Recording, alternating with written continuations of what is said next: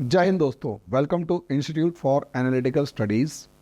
दोस्तों, मैं हरिमोहन कौशिक।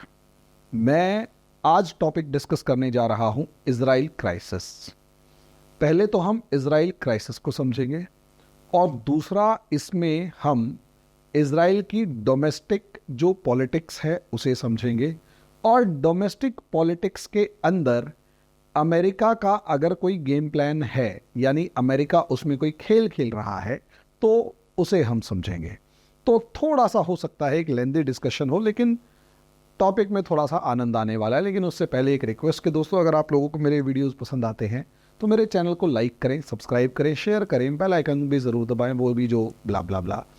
और दूसरा दोस्तों, अगर आप इंडिया की जो एंशियंट मिडिवियल हिस्ट्री और एंशियंट हिस्ट्री है, और ख़ासकर ऐसे लोगों के बारे में जानना चाहते हैं, हमारे ऐसे योद्धाओं के बारे में, महान योद्धाओं के बारे में जिन्होंने हिंदुस्तान को बचाया, हिंदुस्तान की रक्षा करी, खासकर उन आक्रांताओं से जो हिंदुस्तान के अंदर आकर धर्म परिवर्तन का गंदा खेल खेलना चाहते थे, तो उन सब की जीवन गाथा की एक सीरीज़ मेरे दूसरे चैनल इंडियन एवेंजर्स के ऊपर मैं शुरू करने जा रहा हूँ।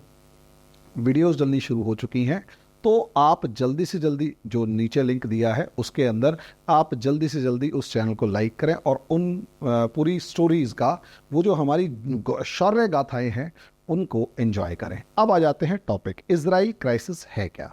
दोस्तों, इजराइल, सबसे पहली बात, अगर मैं इसकी जियो स्ट्रेटेजिक लोकेशन को देखूं, सबसे पहले इजराइल की जियो स्ट्रेटेजिक लोकेशन को समझा जाए, क्योंकि वहाँ जब तक हम इसे नहीं समझेंगे तब तक इस क्राइसिस को भी तो बेशक समझ ले, लेकिन साथ में हम ये कह सकते हैं कि अमेरिका का इसमें इन्वॉल्वमेंट नहीं समझ सकते। दोस्तों देखो, पुराने टाइम में भी जब हम ट्रेड रूट्स को देखते हैं तो हमारे को समझ में आता है कि बहुत ही इम्पॉर्टेंट लोकेशन के ऊपर या तो ये मलक्का स्ट्रेट है, अगर आप देख पा रहे हैं, जो कि अंडमान निकोबार आइलैंड जहां पर इंडिया का कब्जा है। दूसरा, सी रूट के अंदर इंडिया की एक बहुत ही स्ट्रेटेजिक लोकेशन मौजूद है।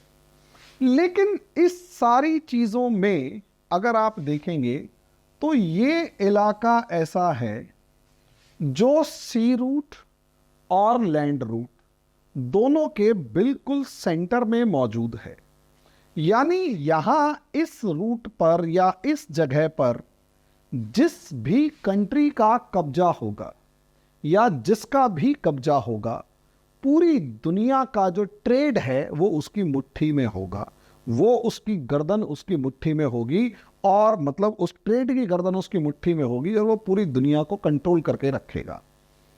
इजराइल को यहां पर इसी ऑब्जेक्टिव के साथ, बहुत ही जिसे कहते हैं, इसी ऑब्जेक्टिव के साथ बहुत ही जिसे कहते हैं प्लान्ड मैनर में इजराइल को यहाँ आर्टिफिशियल वे में बसाया गया। इजराइल यहाँ पर 2000 साल पहले होने का दावा करता है, जब क्रिश्चियन रूल आया, डेविड वगैरह आए और इनको यहाँ से भगा दिया गया, ज्यूज को यहाँ से भगा दिया गया। सोच कर देखिए, जब जर्मनी में हिटलर इन ज्यूज को मार रहा था, उसमें असलियत में लड़ाई ज्यूज वर्सेस क्रिश्चियंस की थी, और बहुत ही सफाई के साथ इस ज्यूज वर्सेस क्रिश्चियंस की लड़ाई को ज्यूज वर्सेस मुस्लिम्स की लड़ाई में कन्वर्ट कर दिया गया और आर्टिफिशियली इजराइल को बसाया गया।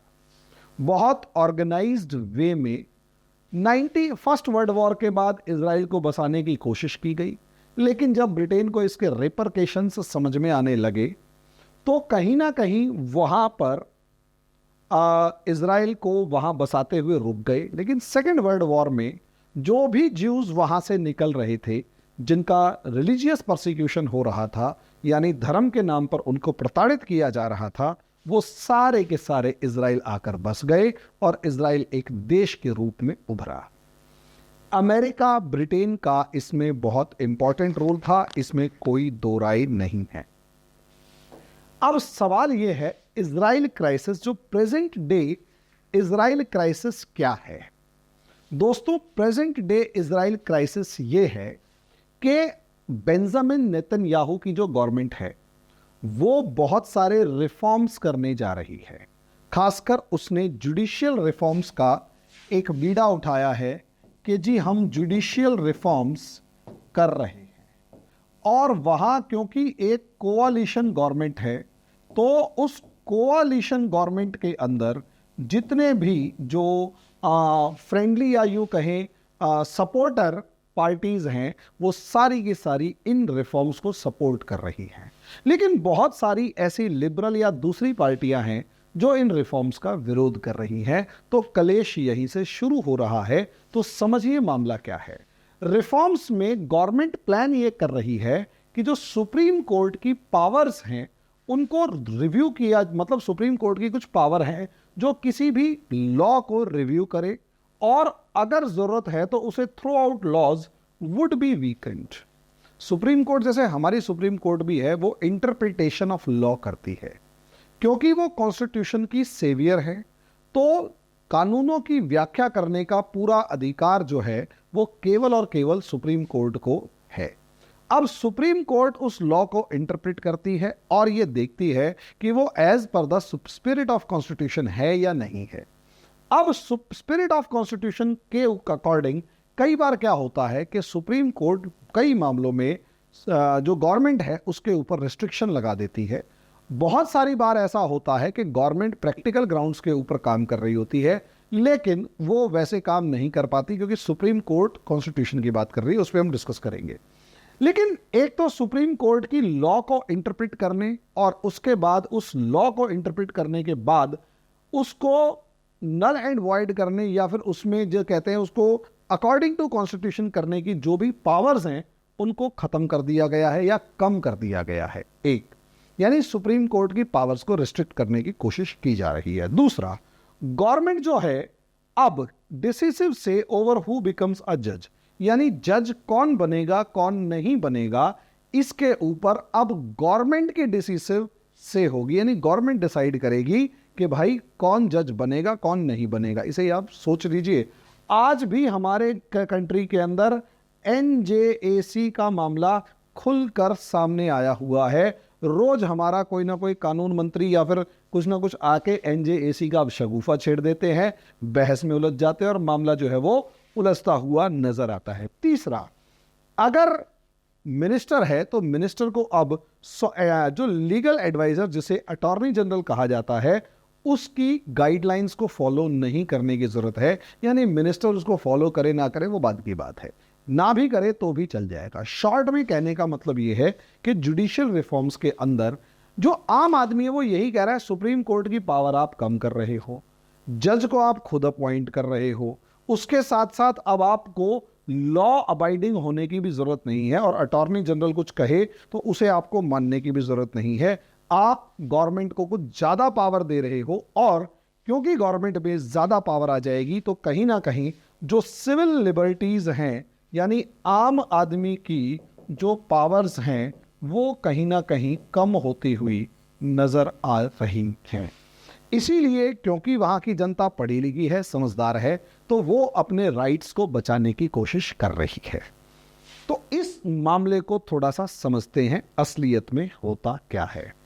देखो भाई, असलियत में जो मॉडर्न डेमोक्रेसीज की हम बात करते हैं या मॉडर्न डे डेमोक्रेसी की अगर मैं बात करता हूं तो मॉडर्न डे डेमोक्रेसी की सबसे बड़ी प्रॉब्लम कहो या चैलेंज कहो वो यही है कि इसका जो बेसिक फीचर है वो है बैलेंस ऑफ पावर है।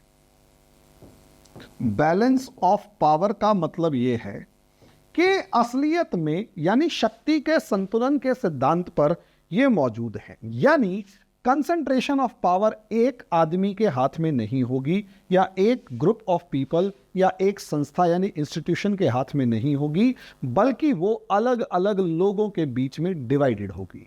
और इसमें तीन मेन पावर्स हैं।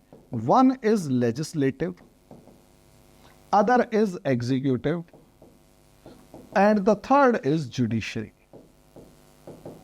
अब यानी कि यहां पर ये विधायिका, ये कार्यपालिका और ये न्यायपालिका, कार्यपालिका और न्यायपालिका। ये तीन पावर्स यहां पर मौजूद हैं।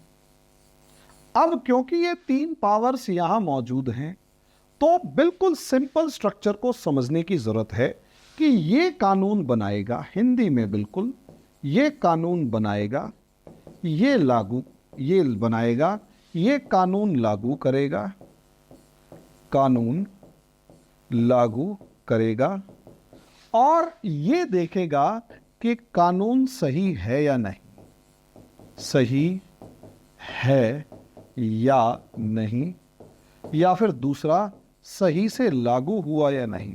बहुत सिंपल सोबर फॉर्म्स में, लागू हुआ या नहीं। सिर्फ तीन पार्ट्स होते हैं नॉर्मली। अब यहां थोड़ा सा चेंज अगर देखते हैं, तो जैसे इंडिया में लेजिस्लेटिव और एग्जीक्यूटिव दोनों एक दूसरे के साथ बहुत ज्यादा जुड़े होते हैं।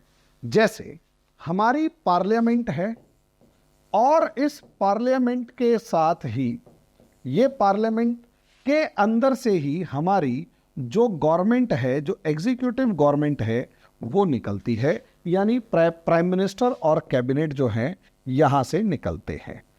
अब आप ये देखें, यानी कि कहीं ना कहीं जो पार्लियामेंट है उसमें, पार्लियामेंट जो है उसमें, यानी एक तरफ तो एग्जीक्यूटिव और लेजिस्लेटिव ये दो खड़े हुए हैं। हमारे देश में भी तो यही समस्या चल रही है। हमारे देश में ये समस्या अंदर खाते चुपचाप बैठ के सॉल्व कर लेते हैं। मंत्री जी की सुप्रीम कोर्ट से नहीं बनी तो मंत्री जी को बदल दिया गया है। वहीं लेकिन अगर आप देखें तो जुडिशरी जो है वो अलग जगह है। अब कलेश क्या होता है नॉर्मली समझिए। यहां पर ये दोनों की दोनों गवर्नमेंट्स जो हैं ये इलेक्टेड हैं, इसे आप मानिए। ये जो हैं इन्हें आप सेलेक्टेड और अपॉइंटमेंट की फॉर्म में देखेंगे तो ज्यादा अच्छा रहता है, समझे। यानी जज जो है वो अपनी एलिजिबिलिटी के दम पे सेलेक्ट होते हैं और उसके बाद उनकी अपॉइंटमेंट होती है। अब प्रॉब्लम ये होती है, नॉर्मली दुनिया के किसी भी इस सिस्टम में अक्सर ऐसे पंगेबाजी होती रहती है, कोई नई बात नहीं है। क्या पंगेबाजी होती है कि क्योंकि इन्हें इलेक्शन लड़ना है, तो इलेक्शन लड़ना है तो कहीं ना कहीं इनको पब्लिक ओपिनियन के अकॉर्डिंग जाना पड़ता है, और पब्लिक ओपिनियन के साथ साथ इनकी एक प्रैक्टिकल अप्रोच भी होती है, जो कि कहीं ना कहीं अगर आप देखें तो कभी कभी ऐसा हो जाता है कि कॉन्स्टिट्यूशनल सिस्टम या सिस्टम के अकॉर्डिंग चल के कुछ हासिल नहीं हो पाता, तो उन्हें कोई दूसरा रास्ता अपनाना होता है। वहीं अगर आप जुडिशरी को देखेंगे तो जुडिशरी साफ कहती है कि भाई मुझे इससे मतलब नहीं है कि तुम्हारी क्या मजबूरियां हैं, मुझे इससे मतलब है कि कॉन्स्टिट्यूशन में क्या लिखा है, या अगर कॉन्स्टिट्यूशन नहीं है तो व्हाट लॉ सेज, लॉ क्या कहता है। हालांकि इसमें भी दो चीजें हैं कि एक तो लिटरल मीन होता है कि भाई असलियत में शब्दों के अनुसार उसका मतलब क्या है, या और दूसरा होता है स्पिरिट ऑफ लॉ, यानी कि कानून की जो स्पिरिट है, जो कानून की भावना है, वो क्या कह रही है। लेकिन जुडिशरी के पास जो सबसे इंपॉर्टेंट पॉइंट इन दोनों में है वो है कि वो लॉ का इंटरप्रिटेशन करती है, यानी वो व्याख्या करती है, और ये व्याख्या करने का जो काम है वो केवल और केवल जुडिशरी के पास है। यही सारा खेल है, यही सारा खेल है कि असलियत में एक तरफ आप देखेंगे कि इन लोगों को प्रैक्टिकल अप्रोच देखनी है, और यहां ये सारा खेल इंटरप्रिटेशन का है। इसे आप ऐसे देखें कि इंडिया भी अछूता नहीं है। इंडिया में तो ये लड़ाई 1951 के अंदर जो चंपाकम दोराईराजन केस आया था वहां से शुरू होती है, और कंसिस्टेंटली जो है 1978 के मिनर्वा मिल्स केस तक जाती है, लेकिन सबसे ज्यादा 73 वाला केशवानंद भारती केस है। जिसके अंदर सारे आर्ग्यूमेंट्स हुए और इंडिया के सारे सिस्टम को बदला। लेकिन आप ये देखिए कि 1951 से लेकर और 1978 तक हम कितने साल, लगभग 20 और 7 27 साल तक हमारा देश यही लड़ता रहा कि एक तरफ गवर्नमेंट खड़ी होती थी और दूसरी तरफ जुडिशरी खड़ी होती थी। अभी भी बहुत सारे मामले ऐसे हैं जहां गवर्नमेंट और जुडिशरी के कहीं ना कहीं खटपट खिटपिट चलती रहती है और दोनों के दोनों आपस में भिड़े रहते हैं कि भाई इसके माने या उसकी माने, इसके करें या उसका करें, और हर कोई अपना अपना डोमिनेंस बिठाए रखता है। कोई नई बात नहीं है, लेकिन समझदारी इसमें होती है कि जुडिशरी अपनी सीमाओं को देखे और जो गवर्नमेंट और एग्जीक्यूटिव है वो अपनी सीमाओं को देखे। बंद कमरे में मिल बैठ के गुजारा कर लें या बातचीत करके मामले को सेटल कर लें, वो ज्यादा अच्छा है। लेकिन कई बार क्या होता है कि कई बार दोनों अड़ जाते हैं, और जब दोनों अड़ जाते हैं और दो में से एक जो है या दोनों ही मानने को तैयार नहीं होते, तो यहां पर जो फॉरेन पावर्स होती हैं या फिर फॉरेन पावर्स जो होती हैं वो एंटर करना शुरू करती हैं। यहां पर मेरा मानना ये है कि कहीं ना कहीं अमेरिका का एक बहुत बड़ा इन्फ्लुएंस इजराइल के अंदर है, क्योंकि बनाया इजराइल को अमेरिका ने है। और इसमें कोई दो राय नहीं कि अमेरिका में बैठे ज्यूज अगर बड़ा पार्ट अमेरिका के अंदर कंट्रीब्यूट कर रहे हैं और अमेरिका की इकोनॉमी को कंट्रोल कर रहे हैं, तो वो ज्यूज कहीं ना कहीं इजराइल के अंदर भी अपना उतना ही इन्फ्लुएंस रख रहे हैं। अगर वो ज्यूज इजराइल के अंदर भी अपना इतना ही इन्फ्लुएंस रखते हैं, तो यहां पर अमेरिका में बैठा हुआ जो अमेरिकन पॉलिसी मेकर है वो कहीं ना कहीं एज एन अमेरिकन सोच रहा है और उसे इजराइल के अंदर भी मैनिपुलेट करना है। इसमें कोई दो राय नहीं कि इस नेतन्याहू के अगेंस्ट एक सिचुएशन क्रिएट हो रखी है, और वो सिचुएशन इस तरीके की है, वो सिचुएशन इस तरीके की क्रिएट हो चुकी है बहुत ज़्यादा लेवल पर कि अब वो कंट्रोल से इनके लिए बाहर होती जा रही थी नेतन्याहू के लिए, क्योंकि नेतन्याहू के ऊपर कुछ एलिगेशंस हैं करप्शन के। नेतन्याहू जो है उन करप्शन के एलिगेशन से बाहर नहीं निकल पा रहा और कहीं ना कहीं फंसते जा रहे हैं, और बहुत सारे मामलों में भले ही डायरेक्ट कंट्रोल ना हो पाए, लेकिन जुडिशरी के वे से उन मामलों को रेगुलेट या कंट्रोल करने की कोशिश बाहर से हो रही थी। ऐसे बहुत सारे मामले थे, अगर एग्जाम्पल गिनना शुरू करेंगे तो बहुत ज़्यादा बैठेंगे।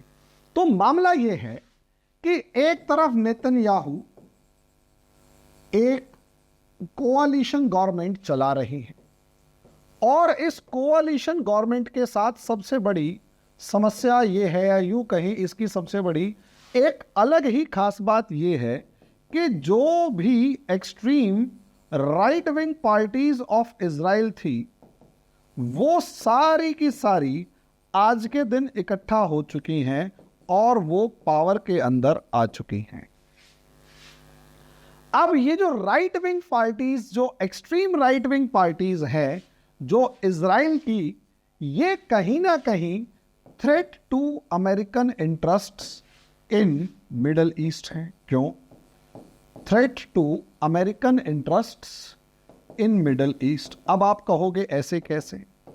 इस खेल यहीं पर है कि असल में जितनी भी राइट विंग पार्टीज हैं वो हमेशा, एक्सट्रीम राइट विंग पार्टीज हमेशा कोशिश करती हैं कि जो है स्ट्रॉन्ग स्टेप्स टूवर्ड्स फिलिस्तीन, स्ट्रॉन्ग स्टेप्स टूवर्ड्स फिलिस्तीन, पैलेस्तीन।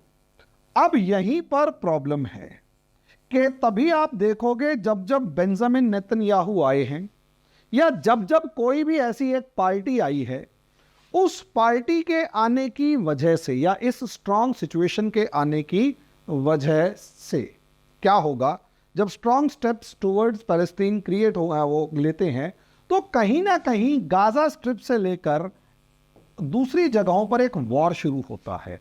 और जैसे ही ये वॉर शुरू होता है, पूरे का पूरा इज़राइल वर्सेस पैलेस्टीन शुरू हो जाता है।